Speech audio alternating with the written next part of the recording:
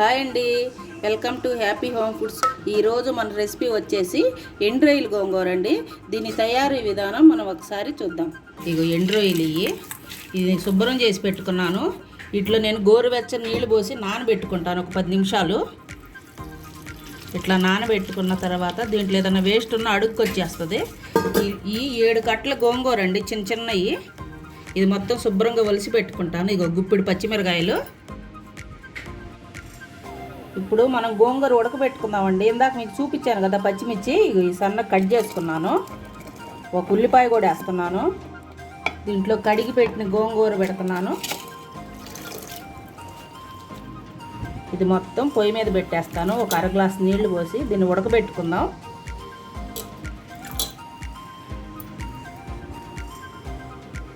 ఇప్పుడు శుభ్రంగా కడిగి పెట్టిన రొయ్యల్లోకండి ఇదిగో 2 ఉల్లిపాయలు, 2 టమాటాలు, 4 పచ్చిమిర్చి, కొద్ది కరివేపాకండి. ఈ మొత్తం ఈ రొయ్యల్లో వేసేస్తున్నాను. మొత్తం వేసేస్తున్నాను. ఇప్పుడు దీంట్లోకి ఉప్పు, కారం, పసుపు అన్నీ వేస్తున్నానండి. ఇదిగో పెద్ద స్పూను కారం, తగినంత సాల్టు, ధనియాల పొడి, ఒక 1/2 స్పూన్ అల్లం పేస్టు, ఒక 1/2 స్పూన్ పసుపు అండి. మొత్తం వేసేస్తున్నాను. మొత్తం వేసి ఒకసారి కలుపుకుందాం. కలిపేసుకున్నానండి. ఇప్పుడు ఆయిల్ పోసుకుందాం. దీంట్లో 2 గంటలు ఆయిల్ పోసుకుందామంటే కొద్దిగా ఎక్కువే పడుతుంది రొయ్యల్లోకి. ఇలా కలిపేసుకొని మొత్తం ఒక గ్లాస్ వాటర్ పోసుకుందాం. ఆల్రెడీ గోంగూర ఉడుకుతుందండి. ఇదిగోండి వాటర్ పోసేస్తున్నాం చూడండి. ఇప్పుడు దీన్ని మనం పొయ్యి మీద పెట్టేసుకుందాం. అంతా కలిసిపోయిందండి. ఇంకా కొద్దిగా వాటర్ పడుతుంది. ఇంకొక 1/2 గ్లాస్ వాటర్ పోస్తాను. అయిపోయిందండి. ఇది ఇలా వచ్చేసింది. ఇప్పుడు దీన్ని మనం పొయ్యి మీద పెట్టేసుకుంటున్నాను. ఇదిగోండి ఆల్మోస్ట్ గోంగూర ఉడికిపోతుంది. ఇంక ఇప్పుడు దీన్ని ఒక 2 నిమిషాలు వండేసి ఆపేస్తాను. 2 నిమిషాల్లో ఇది ఒక సైడ్ రొయ్యలు ఉడుకుతున్నాయి. ఇదిగోండి గోంగూర ఉడికిపోయింది. ఇప్పుడు మనం దీన్ని ఎనుపుకుందాం. పప్పు గుత్తితో మెత్తగా ఎనుపుకుందామండి. రొయ్యల గోంగూర చాలామంది చాలా రకరకాలుగా చేసుకుంటారండి. మేము మా పద్ధతిలో చేసి చూపిస్తున్నాను. దీంట్లో పచ్చిమిర్చి ఇవన్నీ బాగా వేసానండి. చాలా టేస్ట్గా ఉంటుంది. పులుపు అనేది ఉండదు.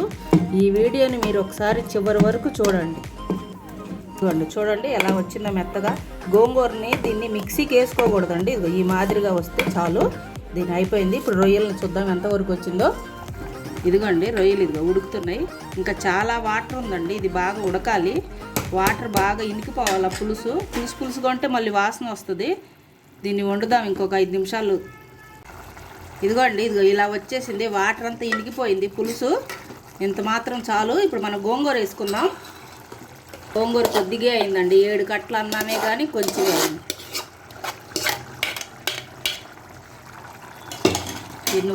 దీన్ని మొత్తం ఒకసారి కలుపుకుందామండి. ఇట్లా కలిపేసుకొని కొత్తిమీర వేసుకుందాం. ఇప్పుడు